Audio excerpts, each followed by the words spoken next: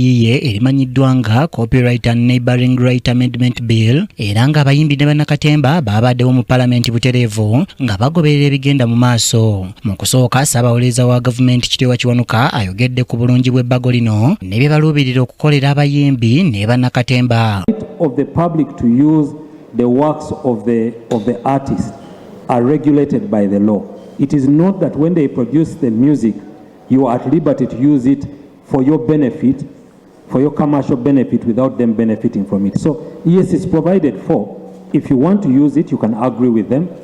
If you want to sell it, you can also agree with them on how you can sell it. So we need to look at it as the property, that this copyright is the property of the artist, and you would like to use that property. How do you want to use the property? The way the law is structured, the way the copyright law is structured, it is alive to the fact that the artist would like to sell that product. But how do they sell that product to the public? That's what the law is trying to regulate. Wano abaka batandise okulitunuulira kawaayiro ku kawaayiro ng'era wabaddewo okussa ekimu. Clause 2, I put a question that clause 2 stands part of the bill. Those in favor say on the contrary there. The ayes have it. Clause 3. I put a question that clause 3 stands part of the bill. Those in favor say on the contrary nay. Oluvannyuma ebbago lino lisomeddwa omulundi ogwokusatu era ne liyisibwa ekintu ekisanyusiza abayimbi abadde batudde mu kabanye ka Paalamenti. Members, I put a question that the Copyright and Neighboring Rights Amendment Bill 2025 be read the second time. Those in favor say the contrary nay.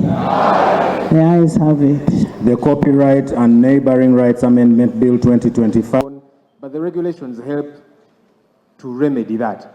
I hope that they will come through soon enough so that then actualizing of this new law gets to happen. Kyokka mu kwogera n'abayimbi ab'enjawulo baasanyukidde ekya Paalamenti okuyisa ebbago kyokka nga bakubaganya empawa ku bulungi bwalyo ng'era buli omu alisuubira mu bibala. Ne woyiyo kifaananyi kyo okifuneko akasente, ne wova ku nsi ne woyiyo omuzannyo okufunemu akasente, bw'oyiyo oluyimba ogifunemu, omuyimbi afune, omuwandiisi afune, filmmakers, creatives. Kino kyaba creatives. Era leero tusanyuse nnyo nti Mukama atulabisiza luno olunaku. Thank you so much. Ojja n'oŋŋamba wano ndi ku Bibulayi nkubiraamu akapera sikusobola kukyajinga 11 naye kasita kiyingiramu ekintu ekyokugenda mu studio nenteekamu sente za video kubanga no mu studio ne mu video bo tebamanyi oba oli wa gospel oba si wa gospel. Kati kiri kyebampa freely kwe kuyimba n'okuyiiya oluyimba era olwo ddondu yiiye tuli comfortable nalyo naffe abayimbi ba gospel tugenda kufunamu and kiri ku record era buli on record that gospel music ye music asinga okubeera streamed mu ggwanga muno, ye music asinga owulirizibwa mu ggwanga muno, naye era abayimbi ba gospel babadde underpaid, babadde tebalabibwawo era nga remunerations zaabwe tezibatuukako. Tutandika butandisi tulina okumaliriza nga ssente zitandise okuyingira mu nsawo z'abannabitone, ekyo tugenda kukiremerako nnyo, tugenda kuteekamu embeera yonna. Abantu obokwebaza bangi, Secretariat ya UNMF, association zonna, abayimbi bonna abali ababadde na abaka ba Paalamenti basabye abayimbi obutasanyuka kubanga President tanalisaako mukono ng'essaawa yonna bakabatema nti likomezeddwawo mu Paalamenti balyetegereze. Kakati liyise kati regulations zisobola n'okutwala emyaka eno okufuluma nga bw'olaba ekyali mu 2006. So it's a big way to go.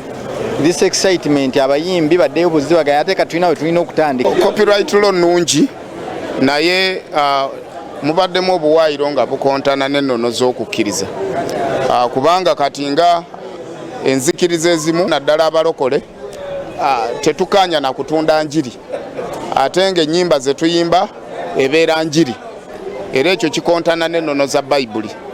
Wabadde waliwo obwetaavu okulaba nga wateekebwamu akawaayiro as exemption nga music asobola okuzannyibwa kasitaba nga amuzannya naye tajjaamu ssente. Kati nga mu masinzizo mu radio zino media ez'abalokole abayimbi oba art industry tufiirwa ssente nnyingi olwaga amasimu agemukutte agayina content waffe, olwa computers ezina content waffe, olwa flash abantu kwe batambuliza albumu zaffe, government teyakitaddeko mulaka ekyo. Naye nga tulowooza nti bwe tunaaba tulina okudevelopinga industry eno ate awo wewadde balina okuva ssente kubanga industry esobola okwesustain. Lino liragira okusasula abayiiya omuli ennyimba nga buli akozesa ennyimba zaabwe abeera alina okubeerako omutemwa gw'asasula. Sebugen Joseph yakusakidde eggwira lino ku KTV Amalindire. Weewaawo weebale nnyo Sebugen